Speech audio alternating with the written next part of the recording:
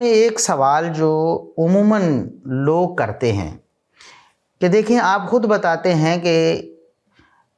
یہ جو مصیبتیں اور آفتیں ہیں یہ اللہ کا عذاب بھی ہوتی ہیں، گناہوں کی سزا بھی ہوتی ہیں، بہت ساری آیات پڑھی گئیں، آپ کو آج بھی پڑھ کے سنائی ہیں، اور پھر یہ اللہ رب العزت کی طرف سے آزمائش اور امتحان بھی ہوتا ہے جو نیک لوگوں کا لیا جاتا ہے، یعنی عذاب گناہ گاروں پر آتا ہے اور آزمائش اور امتحان نیک لوگوں کا اللہ رب العزت لیتا ہے۔ تو ہمیں کیسے پتہ چلے گا کہ فلاں مصیبت یا فلاں تکلیف یا فلاں آفت یا فلاں وبا یہ کیا ہے؟ یہ امتحان آزمائش ہے یا پھر یہ اللہ کا عذاب ہے؟ یہ کیسے پتہ چلے گا؟ اس حوالے سے پہلی بات تو یہ ہے کہ بس اوقات بیک وقت دونوں چیزیں ہوتی، ایک ہی مصیبت ہے وہ دونوں کام کر رہی ہوتی ہے، کچھ لوگوں کو سزا مل رہی ہوتی ہے ان کی کوتاہی کی، اور کچھ لوگوں کے ایمان کا امتحان ہو رہا ہوتا ہے، اور یہ ہمیں قرآن کریم نے بتایا۔ مثلا نبی کریم صلی اللہ علیہ وسلم پر آزمائشیں آئیں، مصیبتیں مسلمانوں پر، صحابہ کرام پر آئیں، جن میں غزوہ احد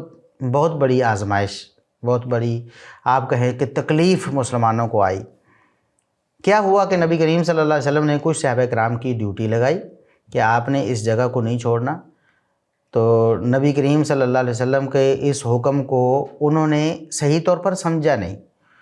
جب فتح ہو گئی اور مال غنیمت لوگ اٹھانے لگے صحابہ کرام، تو لوگوں نے سمجھا کہ اب تو ہماری ڈیوٹی ختم ہو گئی ہوگی، لیکن نبی کریم صلی اللہ علیہ وسلم کا وہ حکم تھا کہ جب تک دوبارہ حکم نہ آئے آپ نے یہاں سے نہیں ہلنا۔ تو اجتہاداً انہوں نے اس جگہ کو چھوڑ دیا، اور چھوڑنے کے بعد جو نقصان ہوا کہ سامنے 70 صحابہ کرام شہید ہو گئے۔ اب دیکھیں کہ نبی کریم صلی اللہ علیہ وسلم کے حکم میں کوتاہی جو ہے وہ کچھ صحابہ کرام سے ہوئی ہے، لیکن بھگتنا سب کو پڑ رہا ہے، سب کو بھگتنا پڑا، اور اللہ رب العزت نے 2 آیات میں ان دونوں حقیقتوں کو بیان کر دیا۔ اب یہ سورہ آل عمران کی آیت نمبر 165 اور 166 دونوں آپ پڑھ لیں۔ پہلی آیت میں اللہ رب العزت فرماتے ہیں قُلْتُمْ أَنَّا هَٰذَا، تم نے آپس میں پوچھا، باتیں کی کہ یہ کیوں ہو گیا ہمارے ساتھ، یعنی 70 صحابہ شہید ہو گئے، اتنی بڑی آفت اور مصیبت کیوں آ گئی؟ قُلْ هُوَ مِنْ عِنْدِ أَنفُسِكُمْ، اے نبی آپ انہیں بتا دیں گے کہ تمہارے اپنے اعمال کی وجہ سے تم نے کوتاہی کی نا، تو اس وجہ سے اللہ رب العزت کی طرف سے یہ مصیبت آ گئی۔ اور اگلی آیت فرمایا وَمَا أَصَابَكُمْ يَوْمَ الْتَقَى الْجَمْعَانِ فَبِإِذْنِ اللَّهِ وَلِيَعْلَمَ الْمُؤْمِنِينَ، یہ جو غزوہ احد میں یہ مصیبت مسلمانوں پر آئی ہے، فرمایا یہ اللہ کے حکم سے آئی اور یہ مومنوں کے ایمان کو نکھارنے کے لیے آئی، یعنی مومنوں کے امتحان کے لیے آئی۔ تو ایک ہی وقت میں اللہ رب العزت کی طرف سے سزا بھی، اور اسی وقت میں اللہ رب العزت کی طرف سے مومنوں کے ایمان کا امتحان بھی اور ان کے لیے آزمائش بھی بن گئی۔ اب یہ الگ بات ہے کہ یہ صحابہ کرام کا مسئلہ تھا، تو اللہ رب العزت نے اسی وقت اعلان فرما دیا کہ اللہ رب العزت نے انہیں معاف فرما دی، یہ ان کی شان ہے، یہ ان کا مقام ہے، لیکن دنیا میں اللہ رب العزت نے بطور سزا یہ مصیبت ان پر بھیج دی کہ 70 صحابہ کرام شہید ہو گئے، لیکن اللہ رب العزت نے ان کو معاف بھی کر دیا۔ ہم بھی اگر معافی مانگیں یقیناً اللہ رب العزت ہمیں معاف کر دے گا، اور دنیا میں ہمارے اعمال جو مصیبتیں آئی ہیں ہم وہ اگر ان کو سمجھ لیں اور اللہ رب العزت کی طرف رجوع کر لیں تو انشاءاللہ اخروی عذاب سے ہم بھی بچ سکتے ہیں۔ تو اللہ رب العزت نے دونوں چیزوں کا یہاں ذکر فرمایا۔ پھر یہ بات ذہن میں رکھیں کہ ہمارے ایمان کا بنیادی عقیدہ ہے، بنیاد ہے ہمارا ایمان جو ہے وہ خوف اور رجاء دونوں میں، یعنی ہمیں اللہ رب العزت کا ڈر بھی ہر وقت ہونا چاہیے اور اللہ رب العزت کی رحمت کی امید بھی ہونی چاہیے، یعنی ایک ہی وقت میں ہم اللہ سے ڈر بھی رہے ہوں، رو بھی رہے ہوں، گڑ گڑا بھی رہے ہوں، اپنے گناہوں پر شرمندہ بھی ہوں، اور بہت زیادہ اپنے گناہوں کو بڑا سمجھ رہے ہوں کہ ہم نے تو بہت بڑے بڑے جرم کیے،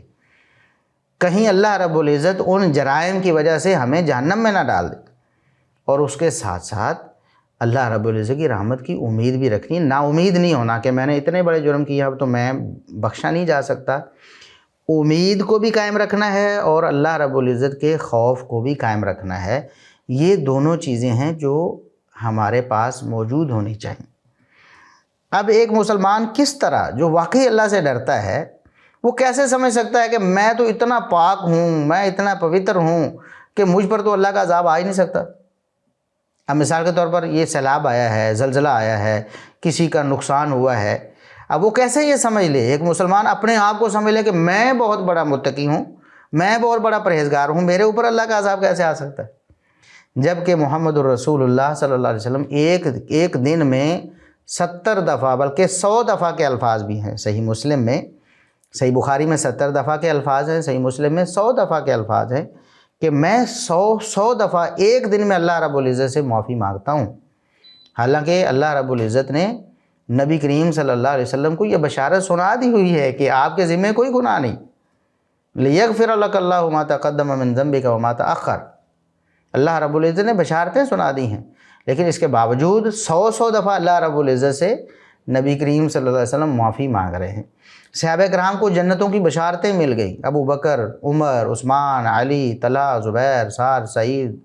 عبد الرحمن بن عوف، ابو عبیدہ بن جراح، یہ عشرہ مبشرہ ہیں۔ اصحاب بدر کو الگ مل گئیں، اصحاب احد کو مل گئیں، باوجود وہاں کوتاہی ہونے کے اللہ رب العزت نے معافی کے اعلان کر دیے، یہ بھی ایک اعزاز ہے۔ پھر بیعت رضوان میں پھر موقع بموقع صحابہ کرام کو بشارتیں ملی، نام لے لے کر، ان کے کارنامے ذکر کر کر کے۔ سیدنا معاویہ رضی اللہ عنہ کو جنت کی بشارت مل رہی، مغیرہ بن شعبہ رضی اللہ عنہ کو مل رہی، عمر بن عاص کے ایمان کی ضمانت دی جا رہی ہے، ابو موسیٰ اشعری رضی اللہ عنہ کے ایمان کی اللہ کے رسول صلی اللہ علیہ وسلم گارنٹی دے رہے ہیں۔ اس کے باوجود وہ اللہ رب العزت کتنا ڈرتے تھے، آپ وہ واقعات پڑھتے ہی رہتے ہیں، وہ روتے رہتے تھے، رو کر ہلکان ہو جاتے تھے اپنے گناہوں پر، اپنی کوتاہیوں پر۔ اللہ رب العزت نے حالانکہ ان کو معاف کر دیا ہوا تھا۔ یہ خوف ہے۔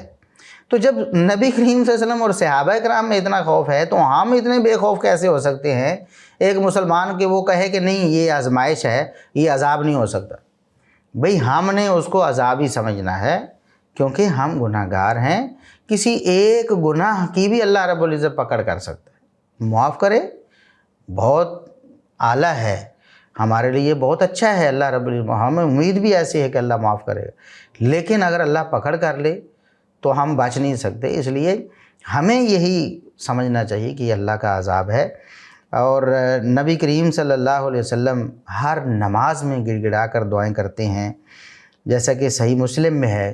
کہ سیدنا علی رضی اللہ عنہ بیان کرتے ہیں، نبی کریم صلی اللہ علیہ وسلم جب بھی نماز میں کھڑے ہوتے تو یہ دعا استفتاح کے طور پر آپ صلی اللہ علیہ وسلم الفاظ پڑھتے، وجہت وجہی للذی فطر السماوات والارض حنیفا وما انا من المشرکین، ان صلاتی و نسکی و محیای و مماتی للہ رب العالمین لا شریک لہ وبذالک امرت وانا من المسلمین۔ اور آگے جو الفاظ ہیں، اللہم انت الملک لا الہ الا انت ربی وانا عبدک ظلمت نفسی، اے اللہ تو ہی میرا رب ہے، میں تیرا بندہ ہوں، میں نے اپنی جان پر ظلم۔ یہ محمد الرسول اللہ صلی اللہ علیہ وسلم کہہ رہے ہیں، سبحان اللہ۔ واعترفت بذنبی، فرماتے میں اپنے گناہوں کا اعتراف کرتا ہوں، فاغفر لی ذنوبی جمیعا، اے اللہ میرے سارے گناہ معاف کر دے، انہ لا یغفر الذنوب الا انت، تیرے سوا کوئی گناہوں کو معاف نہیں کرتا۔ اور اس کے علاوہ بھی باقی دعائیں آپ سنیں نماز میں، نماز کے علاوہ محمد الرسول اللہ صلی اللہ علیہ وسلم کتنی دعائیں کرتے ہیں۔ اور اس سے بڑھ کر میں آپ کو بتاؤں کہ بظاہر جو خوشی والی چیزیں ہوتی ہیں، جن کو دیکھ کر انسان خوش ہوتے ہیں، نبی کریم صلی اللہ علیہ وسلم ان کو بھی دیکھ کر پریشان ہو جاتے تھے اور اس خوف میں ہوتے کہ کہیں اللہ کا عذاب نہ بن جائے۔ جیسا کہ صحیح بخاری میں 3206 نمبر حدیث ہے، سیدہ عائشہ رضی اللہ عنہا بیان کرتی ہیں کہ نبی کریم صلی اللہ علیہ وسلم کی حالت یہ ہوتی، جب بھی آسمان پہ بادل دیکھتے، آپ بارش کے آثار نظر آتے تو آپ صلی اللہ علیہ وسلم خوش ہونے کی بجائے پریشان ہو جاتے، کبھی باہر جاتے، کبھی اندر آتے، کبھی ادھر ہوتے، کبھی ادھر ہوتے، آپ کا چہرہ مبارک متغیر ہو جاتا، آپ کے چہرہ مبارک پر پریشانی کے آثار نمایاں ہوتے۔ جب بارش ہو جاتی نا تو آپ صلی اللہ علیہ وسلم سے وہ پریشانی ختم ہو جاتی۔ تو سیدہ عائشہ رضی اللہ عنہا نے ایک دن پوچھ لیا، محسوس کر لیا کہ نبی کریم صلی اللہ علیہ وسلم کیوں پریشان ہوتے ہیں، آپ کی پریشانی کو بھانپا۔ تو نبی کریم صلی اللہ علیہ وسلم سے پوچھا تو آپ نے فرمایا کہ عائشہ یہ جو بادل آیا ہے، پہلی قوموں کے لوگ بھی ان بادلوں کو دیکھ کر خوش ہو جاتے تھے، اور بسا اوقات یہ عذاب بن جاتا تھا ان کے لیے۔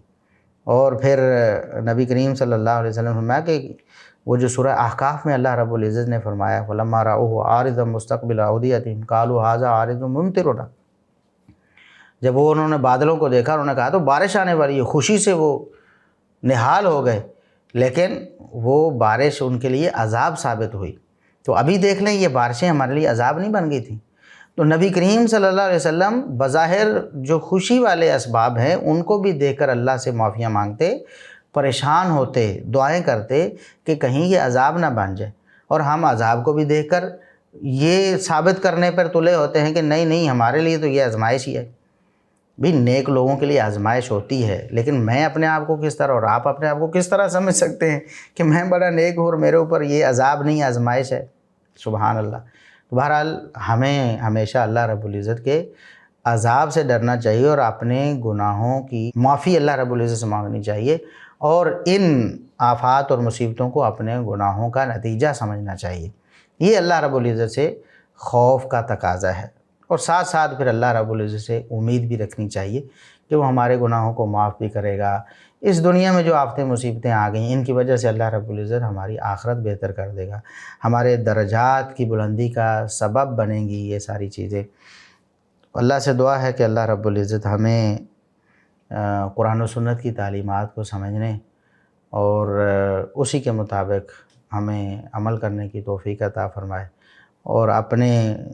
جو عذاب ہیں اللہ رب العزت ہمیں ان سے عافیت دے،